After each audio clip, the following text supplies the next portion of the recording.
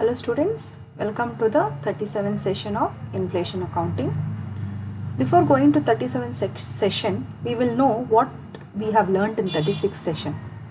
36th session alli ನಾವು different inflation accounting methods ಅದರ ಬಗ್ಗೆ ತಿಳ್ಕೊಂಡ್ವಿ. ಆಮೇಲೆ we also learnt about CPP method, current purchasing power method. In detail ಅದರ ಮೆರಿಟ್ಸು ಡಿಮೆರಿಟ್ಸು ಇದನ್ನು ನಾವು ಲಾಸ್ಟ್ ಸೆಷನಲ್ಲಿ ತಿಳ್ಕೊಂಡಿದ್ದೀವಿ. ನೆಕ್ಸ್ಟು 14 ಮಾರ್ಕ್ಸ್ ಪ್ರಾಬ್ಲಮ್ ಏನಾದರೂ ನಿಮಗೆ ಈ ಚಾಪ್ಟರಿಂದ ಬಂದರೆ ನೀವು ಇಷ್ಟು ಸ್ಟೆಪ್ಸ್ಗಳನ್ನು ನೀವು ಪಾಲನೆ ಮಾಡಬೇಕಾಗತ್ತೆ. ಓಕೆ, ಒಟ್ಟಾರೆ 7 ಸ್ಟೆಪ್ಸ್ ಇದೆ. First financial statement historical cost ಸಿಸ್ಟಮಲ್ಲಿ ಮಾಡಬೇಕು. ಎರಡನೇದು ಅಸೆಟ್ ಆ್ಯಂಡ್ ಲಯಬಿಲಿಟಿನ ಮಾನಿಟರಿ ನಾನ್ ಮಾನಿಟರಿ ಅಂತ ಡಿವೈಡ್ ಮಾಡಬೇಕಾಗತ್ತೆ. ಮೂರನೇದು ಕ್ಯಾಶ್ ಅಥವಾ bank, calculating the cash and bank balance at the end of each year, ignoring receipt and payment, receipt ಮತ್ತು ಪೇಮೆಂಟ್ನ ಬಿಟ್ಟು ಉಳಿಕೆ ಕ್ಯಾಶ್ ಏನೇನು ಬಂದಿದೆಯೋ ಅದನ್ನು ನಾವು ತಗೋಬೇಕಾಗತ್ತೆ. ನಾಲ್ಕನೇದು calculation of net monetary gain ಮತ್ತು ಲಾಸಸ್ಸು. ಐದನೇದು cost of goods sold with index value. Index value ನಾನು ಹೇಳಿದೆ ನಿಮಗೆ, RBI ಗೈಡ್ಲೈನ್ಸ್ ಪ್ರಕಾರ ಅವರು ವ್ಯಾಲ್ಯೂನ ಬಿಡ್ತಾರೆ ಅಥವಾ ಅವರು ಪಬ್ಲಿಷ್ ಮಾಡ್ತಾರೆ, ಆ ವ್ಯಾಲ್ಯೂನೇ you call it as index value. ಅದಾದಮೇಲೆ prepare price level, adjusted P&L account ಮಾಡಬೇಕು ಮತ್ತು ಅಡ್ಜಸ್ಟೆಡ್ ಬ್ಯಾಲೆನ್ಸ್ ಶೀಟ್ ಮಾಡಬೇಕು. ಇಷ್ಟನ್ನು 14 ಮಾರ್ಕ್ ಕ್ವೆಶ್ಚನ್ ಬಂದಾಗ ನೀವು ಮಾಡಬೇಕಾಗತ್ತೆ. ನೋಡೋಣ ಈಗ ಸ್ಟೇಟ್ಮೆಂಟು. ಇದರಲ್ಲಿ ನೀವು ನೋಡಿದ್ರೆ ಪ್ರಿಪ್ರೇಷನ್ ಆಫ್ ಸ್ಟೇಟ್ಮೆಂಟ್ ಅಂತ ಇದೆ ನೋಡಿ. Classification of assets and liabilities ಆದಮೇಲೆ 4ನೇ step calculation of net monetary gain and loss. ಅದರ ಆ ಕ್ವೆಶನ್ ಮಾತ್ರ ನಿಮಗೆ 6 ಮಾರ್ಕ್ಸ್ಗೆ ಕೇಳ್ತಾರೆ. So statement showing net monetary gain R loss ಯಾವ ರೀತಿ ಮಾಡಬೇಕು ಅಂತ ಅಂದರೆ, ಫಸ್ಟು ನಾವು ಮಾನಿಟರಿ ಅಸೆಟ್ನ ತಗೋಬೇಕು. ಯಾವುದು? Closing balance, historical value of monetary asset as on 31/3/2013, end of the year ಯಾವುದಾದ್ರೂ ಇರಬಹುದು. ಓಕೆ, ಮಾರ್ಚ್ ಇರಬಹುದು, ಡಿಸೆಂಬರ್ ಇರಬಹುದು. So it can be end of the year. ಇದರಿಂದ less index value of monetary asset. Okay, ಇದರಿಂದ ಏನು ಮಾಡಬೇಕು ಅಂತ ಅಂದರೆ, ನಿಮ್ಮ ಮಾನಿಟರಿ ಅಸೆಟ್ಸ್ಗಳಿರುತ್ತೆ. ಓಕೆ, ಅಂತ ಅಂದರೆ ನಾನು ನಿನ್ನೆ ನಿಮಗೆ ಹೇಳಿದ್ದೆ ಮಾನಿಟರಿ ಅಸೆಟ್ ಮತ್ತು ನಾನ್ ಮಾನಿಟರಿ ಅಸೆಟ್ ಅಂತ ಅಂದರೆ ಏನು, ಸ್ವಲ್ಪ ಜ್ಞಾಪಕ ಮಾಡ್ಕೊಳ್ಳಿ. ಮಾನಿಟರಿ ಅಸೆಟ್ ಅಂತ ಅಂದರೆ ರಿಯಲೈಸಬಲ್ ವ್ಯಾಲ್ಯೂ ಮತ್ತು ಬುಕ್ ವ್ಯಾಲ್ಯೂ ಏನಿರುತ್ತೆ ಸೇಮ್ ಇರುತ್ತೆ. those are called as monetary asset. ಯಾವ ಒಂದು ಅಸೆಟ್ಗೆ ರಿಯಲೈಸಬಲ್ ವ್ಯಾಲ್ಯೂ ಮತ್ತು ಮಾನಿಟರಿ ವ್ಯಾಲ್ಯೂ ಬೇರೆ ಬೇರೆ ಇರುತ್ತೋ ಅದು ನಾನ್ ಮಾನಿಟರಿ ಅಸೆಟ್ ಅಂತ. ಈಗ ಮಾನಿಟರಿ ಅಸೆಟಲ್ಲಿ ಯಾವ್ದು ಬರುತ್ತೆ? Cash in hand, cash in bank, debtors, ಇವೆಲ್ಲನೂ it comes under the category of your monetary asset. So ಆ ಮಾನಿಟರಿ ಅಸೆಟ್ಟಿನ ಇಂಡೆಕ್ಸ್ ವ್ಯಾಲ್ಯೂನ ತಗೊಂಡು ನಾವು ಅದನ್ನು ಲೆಸ್ ಮಾಡಬೇಕಾಗತ್ತೆ. ನೋಡಿ, opening value into closing index divided by opening index, ಇದು ಲೆಕ್ಕದಲ್ಲಿ ಕೊಟ್ಟಿರ್ತಾರೆ. ಇದರ ಜೊತೆಯಲ್ಲಿ add additions during the year. Okay, ಅಸೆಟ್ಟಲ್ಲಿ ಅಡಿಷನ್ಸ್ ಇರೋದು ನಿಮಗೆ ಎರಡನ್ನೂ ಕೊಡ್ತಾರೆ, starting of the year, end of the year. Additions ಎಷ್ಟಾಗಿದೆ ಆ ಡೀಟೇಲ್ಸು ಕೂಡ ಲೆಕ್ಕದಲ್ಲಿರುತ್ತೆ, ನಾವು ಲೆಕ್ಕ ಮಾಡುವಾಗ ನೋಡೋಣ. ಸೊ ಆ ಅಡಿಷನ್ಸ್ ಡ್ಯೂರಿಂಗ್ ದ ಇಯರ್ ಅದನ್ನು ಕೂಡ index value same. Addition or reduction, ಇವಾಗ 10,000 ಇದ್ದು starting of the year, end of the year 15,000 ಅಂತ ಅಂದರೆ 5,000 ಆ್ಯಡ್ ಆಗಿದೆ. ಸೊ ಆ 5,000ವನ್ನು closing index divided by average ಇಂಡೆಕ್ಸಲ್ಲಿ ನಾವು ಮಾಡಬೇಕು. ನೋಡಿ, ಓಪನಿಂಗ್ ನೀವು ಮಾನಿಟರಿ ಅಸೆಟ್ಗೆ ನೋಡಿದ್ರೆ closing index divided by opening index, ಆದರೆ ಇನ್ಕ್ರೀಸ್ ಡಿಕ್ರೀಸ್ ಆದಾಗ closing index divided by average index, ಇದು ಪ್ರಾಬ್ಲಮಲ್ಲಿ ಕೊಡ್ತಾರೆ. ನೆಕ್ಸ್ಟು ಮಾನಿಟರಿ ಲಯಬಿಲಿಟೀಸ್ ತಗೋಬೇಕು. ಮಾನಿಟರಿ ಲಯಬಿಲಿಟೀಸ್ ತಗೊಂಡ್ರೆ index value of monetary liabilities ಯಾವ ರೀತಿ ಮಾಡಬೇಕು? ಸೇಮ್ ಲಯಬಿಲಿಟೀಸು ಕ್ರೆಡಿಟರ್ಸ್ ಇರ್ಬೋದು, ಮಾನಿಟರಿ ಲಯಬಿಲಿಟಿ ಮತ್ತು ನಾನ್ ಮಾನಿಟರಿ ಲಯಬಿಲಿಟಿ. ಮಾನಿಟರಿ ಲಯಬಿಲಿಟಿ ಅಂತ ಅಂದರೆ ಬುಕ್ ವ್ಯಾಲ್ಯೂ ಮತ್ತು ರಿಯಲೈಸಬಲ್ ವ್ಯಾಲ್ಯೂ ಎರಡು ಸೇಮ್ ಇದ್ದಾಗ ಅದು ಮಾನಿಟರಿ ಲಯಬಿಲಿಟಿ ಆಗುತ್ತೆ. ಬುಕ್ ವ್ಯಾಲ್ಯೂ ಮತ್ತು ರಿಯಲೈಸಬಲ್ ವ್ಯಾಲ್ಯೂ ವ್ಯತ್ಯಾಸ ಆದಾಗ that becomes a non monetary liability. So ಅಂತಹ ಸಿಚುವೇಷನಲ್ಲಿ ಮಾನಿಟರಿ ಲಯಬಿಲಿಟೀಸ್ ತಗೊಳ್ಳಿ, same way closing index divided by opening index, ಆ ವ್ಯಾಲ್ಯೂನ ಪ್ರೆಸೆಂಟ್ ರೇಟ್ಗೆ ಕನ್ವರ್ಟ್ ಮಾಡೋದು. ಓಕೆ, ಇದರ ಜೊತೆಯಲ್ಲಿ add increase or decrease during the year. Okay, monetary ಲಯಬಿಲಿಟಿಯು increase ಆಗಿರಬಹುದು. ಸೊ ಆ ಇನ್ಕ್ರೀಸ್ನ ಕೂಡ ನಾವು ಇನ್ಕ್ರೀಸ್ ಆ್ಯಂಡ್ ಡಿಕ್ರೀಸ್ ಮಾತ್ರ ಜ್ಞಾಪಕ ಇಟ್ಕೊಳ್ಳಿ. It should be done into closing index divided by average index. ಇಷ್ಟು ಮಾಡಿದ್ಮೇಲೆ ಅದನ್ನು ಔಟರ್ ಕಾಲಮ್ಗೆ ತಗೋಬೇಕು. ಸೊ ಈಗ ನೀವು ಪ್ರೀವಿಯಸ್ ಸ್ಟೆಪ್ಪಲ್ಲಿ ನೋಡಿದ್ರೆ ನೋಡಿ, ಔಟರ್ ಕಾಲಮಲ್ಲಿ ಮಾನಿಟರಿ ಅಸೆಟ್ ಹಿಸ್ಟಾರಿಕಲ್ ವ್ಯಾಲ್ಯೂ 31/3 ಇಲ್ಲಿ ನಾವು ಹಾಕೋಬೇಕು ಔಟರ್ ಕಾಲಮಲ್ಲಿ. ಇದರಲ್ಲಿ index value of monetary asset addition ಇದೆರಡನ್ನೂ ಕೂಡಿಸಿ ಔಟರ್ ಕಾಲಮಲ್ಲಿ ಹಾಕ್ಕೊಂಡು ಅದು ಪ್ಲಸ್ ಇದ್ದರೆ ಜಾಸ್ತಿ ಇದ್ದರೆ ಪ್ಲಸ್ ಆಗುತ್ತೆ, ಕಡಿಮೆ ಇದ್ದರೆ ಮೈನಸ್ ಆಗುತ್ತೆ, ಅದರ ಎಫೆಕ್ಟನ್ನು ಇಲ್ಲಿ ತಗೋಬೇಕು. ಇದನ್ನು ಮಾಡಿದ್ಮೇಲೆ ಒಂದು ಬ್ಯಾಲೆನ್ಸ್ ಬರುತ್ತೆ ಇಲ್ಲಿ. ಆ ಬ್ಯಾಲೆನ್ಸಿಂದ ಮಾನಿಟರಿ ಲಯಬಿಲಿಟಿ ಅಥವಾ plus reduction or increase in the monetary liability ಎರಡೂ ತಗೊಂಡು ಔಟರ್ ಕಾಲಮಲ್ಲಿ ಹಾಕಬೇಕಾಗತ್ತೆ. ಸೊ ಅಕಸ್ಮಾತು ಇಲ್ಲಿ 10,000 ಇತ್ತು, ಇದೆರಡೂ 5,000 ಅಂತ ಇದ್ದರೆ ಇಲ್ಲಿ ನೆಟ್ಟು 5,000 ಗೇನ್ ಆಗುತ್ತೆ.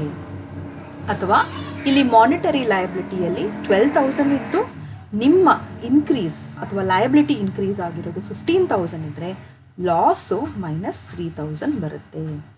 This is a very very simple methodology, ಜ್ಞಾಪಕ ಇಟ್ಕೊಳ್ಳಿ, ವೆರಿ ಸಿಂಪಲ್ ಮೆಥಡ್. ಸೊ ಇದನ್ನು ಅನುಗುಣವಾಗಿ ಇಟ್ಕೊಂಡು ಒಂದು ಪ್ರಾಬ್ಲಮ್ನ ನೋಡೋಣ, ಸರಿನಾ?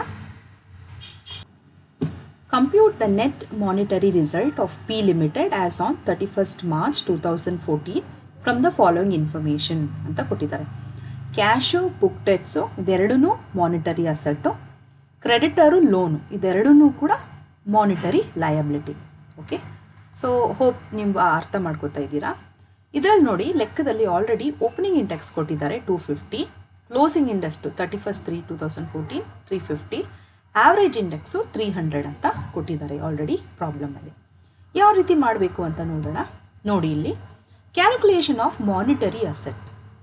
ಮಾನಿಟರಿ ಅಸೆಟ್ಟಲ್ಲಿ ಕ್ಯಾಶ್ ಓಪನಿಂಗ್ ಬ್ಯಾಲೆನ್ಸ್ 25,000 ಇದೆ, ಕ್ಲೋಸಿಂಗ್ ಬ್ಯಾಲೆನ್ಸ್ 30,000 ಇದೆ. ಸೊ ಎಷ್ಟು ಇನ್ಕ್ರೀಸ್ ಆಗಿದೆ? 5,000. ಓಕೆ, ಬುಕ್ ಡೆಟ್ಸು ಅದೇ ರೀತಿ 51,000 ಇದೆ, 60,000 ಕ್ಲೋಸಿಂಗ್ ಬ್ಯಾಲೆನ್ಸ್. ಓಕೆ, ಇದೆರಡನ್ನು ಟೋಟಲ್ ಮಾಡಿಕೊಂಡು ಇನ್ಕ್ರೀಸ್ ಡಿಕ್ರೀಸು ಮಾಡ್ಬೋದು ಅಥವಾ ಒಂದೊಂದು ಯೂನಿಟ್ಗೂ ಮಾಡ್ಬೋದು. ಟೋಟಲ್ ಮಾಡ್ಕೊಂಡು ಮಾಡಿದ್ರೆ ನಿಮಗೆ ಟೋಟಲ್ ಫಿಗರ್ ಬರುತ್ತೆ. So starting of the year 76,000 ಇತ್ತು, ಎಂಡ್ ಆಫ್ ದ ಇಯರ್ 90,000 ಇದೆ. So over all monetary asset 14,000 increase ಆಗಿದೆ ಅಂತ ನಾವು ಈ ಸ್ಟೇಟ್ಮೆಂಟಲ್ಲಿ ತಿಳ್ಕೊಬೋದು. ಅದೇ ರೀತಿ ಮಾನಿಟರಿ ಲಯಬಿಲಿಟೀಸ್ ನೋಡಿ, ಮಾನಿಟರಿ ಲಯಬಿಲಿಟೀಸಲ್ಲಿ ಕ್ರೆಡಿಟರು 55 ಇತ್ತು, 65,000 ಆಗಿದೆ. ಲೋನು 40,000 ಇತ್ತು, ಅಡಿಷ್ನಲ್ ಲೋನ್ 45,000 ತಗೊಂಡಿದ್ದಾರೆ. So opening balance of monetary liability 95,000 ಇದೆ, ಕ್ಲೋಸಿಂಗ್ ಬ್ಯಾಲೆನ್ಸ್ 1,10,000 ಇದೆ. ಸೊ ಓವರ್ ಆಲು 15,000 ಲಯಬಿಲಿಟಿ ಇನ್ಕ್ರೀಸ್ ಆಗಿದೆ ಅಂತ ನಾವು ಈ ಸ್ಟೇಟ್ಮೆಂಟಲ್ಲಿ ತಿಳ್ಕೋಬಹುದು. ನೆಕ್ಸ್ಟು ನೀವು ಇದನ್ನು ಸ್ಟೇಟ್ಮೆಂಟಲ್ಲಿ, ನಾನು ಆಲ್ರೆಡಿ ಸ್ಟೇಟ್ಮೆಂಟ್ನ ಡಿಸ್ಕಸ್ ಮಾಡಿದ್ದೀನಿ ನಿಮ್ಮ ಜೊತೆ. ಸೊ ಅದರಲ್ಲಿ ನೀವು ನೆಟ್ ಪ್ರಾಫಿಟ್, ನೆಟ್ ಗೇನ್ ಆಗಿದೆಯಾ, ನೆಟ್ ಮಾನಿಟರಿ ಗೇನು ಅಥವಾ ನೆಟ್ ಮಾನಿಟರಿ ಲಾಸ್ ಆಗಿದೆಯಾ ಅಂತ ನೋಡೋಣ ಈಗ. Okay, so monetary asset historical value as on 31/3/2013. Okay, ಇಲ್ಲಿ ನೋಡಿದ್ರೆ ನಿಮಗೆ ಕಾಣುತ್ತೆ 90,000. ಎಲ್ಲಿಂದ ಬಂತು 90,000? ಯು ಕ್ಯಾನ್ ಸಿ ಹಿಯರ್ 31/3/90,000 ಅಂತ ಇಲ್ಲಿದೆ ನೋಡಿ. So it is coming, I am taken it as 90,000.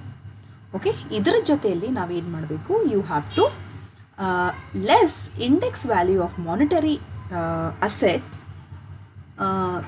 At the beginning of the year. Okay, beginning of the year ಎಷ್ಟಿದೆ ನೋಡಿ? 76,000 ಇದೆ, ಇಲ್ಲಿ ಕಾಣಿಸ್ತಾ ಇದೆ ನಿಮಗೆ.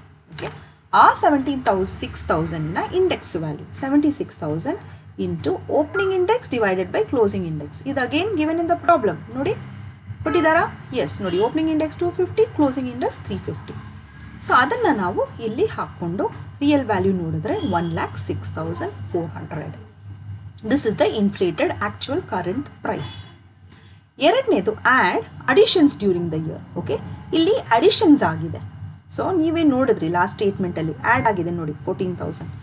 ಆ ಅಡಿಷನ್ನಿನ ಇಂಡೆಕ್ಸ್ ವ್ಯಾಲ್ಯೂನ ಕಂಡುಹಿಡಿಯೋದು. ಇಲ್ಲಿ ಏನಾಗುತ್ತೆ? Opening index divided by average index ಅಂತ ಆಗುತ್ತೆ. ಸೊ ಓಪನಿಂಗ್ ಇಂಡೆಕ್ಸ್ 350 ಇದೆ, ಆವ್ರೇಜ್ ಇಂಡೆಕ್ಸು 300 ಇದೆ. ಲೆಕ್ಕದಲ್ಲಿ ಕೊಟ್ಟಿದ್ದಾರೆ, ಬೇಕಾದರೆ ಒಂದು ಸತಿ ನೋಡಿ, ಲೆಕ್ಕದಲ್ಲಿ ನೋಡಿ, average index 300, closing index 350. So ಇದನ್ನು ನೀವು ತಗೊಂಡು ಈ ಎರಡೂ ಐಟಮನ್ನು ಆ್ಯಡ್ ಮಾಡಿ, then you have to take it to the outer column. Okay, outer ಕಾಲಮಲ್ಲಿ ತಗೊಂಡ್ರೆ 90 ಮೈನಸ್, ಇಲ್ಲಿ ಮೈನಸ್ ಜಾಸ್ತಿ ಇದೆ, ಲೆಸ್ ವ್ಯಾಲ್ಯೂ ಜಾಸ್ತಿ ಇದೆ ನೋಡಿ, ಮೈನಸ್ 90,000 ಮೈನಸ್ 1,22,733 ಎಷ್ಟಾಗುತ್ತೆ? 32,733 ಆಗುತ್ತೆ. ಓಕೆ, ಹೋಪ್ ನೀವು ಅರ್ಥ ಮಾಡ್ಕೋತಾ ಇದ್ದೀರಾ ಅಂತ ಭಾವಿಸ್ತೀನಿ. ನೆಕ್ಸ್ಟು ಈ ನೆಟ್ ಎಫೆಕ್ಟ್ಗೆ ಮಾನಿಟರಿ ಅಸೆಟ್ ಆಯಿತು. ನೆಕ್ಸ್ಟು ಮಾನಿಟರಿ ಲಯಬಿಲಿಟಿನ ನೋಡೋಣ. Index value of monetary liability. Opening monetary liability how much is given in the problem? ನೋಡಿ ಇಲ್ಲಿ ಓಪನಿಂಗ್ ಮಾನಿಟರಿ ಲಯಬಿಲಿಟಿ 95,000. ಸೊ ಅದನ್ನು ತಗೋಬೇಕಾಗುತ್ತೆ. 95,000 into opening index divided by closing index. So ಇದರ value ಎಷ್ಟು? 1,33,000 ಇಲ್ಲಿ ಬಂದಿದೆ ನೋಡಿ. Add increase during the year. ಇಲ್ಲೂ ಕೂಡ ಲಯಬಿಲಿಟೀಸು ಇನ್ಕ್ರೀಸ್ ಆಗಿದೆ ನೋಡಿ, 15,000 ಇನ್ಕ್ರೀಸ್ ಆಗಿದೆ. ಸೊ ಆ 15,000 into opening index divided by average index, closing index ಅಲ್ಲ, ಆವರೇಜ್ ಇಂಡೆಕ್ಸ್ ತಗೋಬೇಕು. ಸೊ 1,33,000 ಪ್ಲಸ್ 17,500 1,50,500 ಆಗುತ್ತೆ. ಅರ್ಥ ಆಗಿದೆಯಾ? ಇದೊಂದು ತಗೋಬೇಕು. ಮತ್ತು historical value of monetary liability on closing. ಇಲ್ಲಿ ಮಾನಿಟರಿ ಅಸೆಟ್ ಆನ್ ಕ್ಲೋಸಿಂಗ್ ಇಂದ ಸ್ಟಾರ್ಟ್ ಮಾಡಿ less historical value of monetary liability during closing ತಗೋಬೇಕು. ಎಷ್ಟಿದೆ monetary value of the closing liability? ನೋಡಿ ಇಲ್ಲಿ ನಿಮಗೆ ಕಾಣಿಸ್ತಾ ಇದೆ. So that is what 1,10,000. ನೋಡಿ ಇಲ್ಲಿ 1,10,000. ಸೊ ಅದನ್ನು ತಗೊಳ್ಳಿ. ಈ ಎರಡು ಫಿಗರ್ಗಳನ್ನು ನೀವು ಲೆಸ್ ಮಾಡಬೇಕು. ಇದು ಲೆಸ್ ಇದೆ ನೋಡಿ, ಇದು ಆ್ಯಡು, ಇದು ಲೆಸ್. ಸೊ 1,55,500 ಇಂದ 1,10,000 ಮೈನಸ್ ಮಾಡಿದ್ರೆ 40,500. ಸೊ ಇಲ್ಲಿ 40,500ಅಲ್ಲಿ 32,733 ಮೈನಸ್ ಮಾಡಿದ್ರೆ you will get 7,767. So positive figure ಇರೋದ್ರಿಂದ ಇದನ್ನು ನೆಟ್ ಮಾನಿಟರಿ ಗೇನ್ ಅಂತ ಕರಿತೀವಿ. What do we call this? Net monetary gain. ಇಲ್ಲಿ ಮುಖ್ಯವಾಗಿ ನೀವು ಯಾವುದನ್ನು ಒಂದನ್ನು ಜ್ಞಾಪಕ ಇಟ್ಕೋಬೇಕು ಅಂತ ಅಂದರೆ, ನೀವು ತಗೋಬೇಕಾದ್ರೆ ಕ್ಲೋಸಿಂಗ್ ಅಸೆಟ್ಟನ್ನು ತಗೋಬೇಕು. ಆಮೇಲೆ index value increase at the beginning ಅಂತ ಅಂದರೆ you should take opening divided by closing. ಆಮೇಲೆ ಅಡಿಷನ್ಸು, ಮಾನಿಟರಿ ಅಸೆಟ್ಟಿನ ಅಡಿಷನ್ಸು, ಡಿಡಿಷನ್ಸು ಅಥವಾ ರಿಡಕ್ಷನ್ಸ್ ಇದ್ದರೆ ಆವಾಗ ನೀವು opening balance, opening index divided by average ಇಂಡೆಕ್ಸ್ನ ತಗೋಬೇಕಾಗುತ್ತೆ. Hope you are understanding students. ಆಮೇಲೆ next monetary liabilities. Again opening value of monetary liabilities ಇಲ್ಲಿ opening index divided by closing index ಬರುತ್ತೆ. ಆಮೇಲೆ ಮಾನಿಟರಿ ಲಯಬಿಲಿಟೀಸಲ್ಲಿ ಇನ್ಕ್ರೀಸ್ ಆಗಿರೋದು, ಡಿಕ್ರೀಸ್ ಆಗಿರೋದು opening index divided by average ಇಂಡೆಕ್ಸ್ನ ತಗೋಬೇಕಾಗುತ್ತೆ. So you get the net index. Hope you have understood. So ಕೆಲವೊಂದು ಬುಕ್ಸ್ಗಳಿಂದ ನಾನು ಈ ಬುಕ್ಸ್ಗಳಿಂದ ತಗೊಂಡಿದ್ದೀನಿ ಪ್ರಾಬ್ಲಮ್ಸ್ಗಳನ್ನು. Next thank you students. Any doubts you have, you can always post it in the box, okay, chat box. I will be able to reply. Thank you students.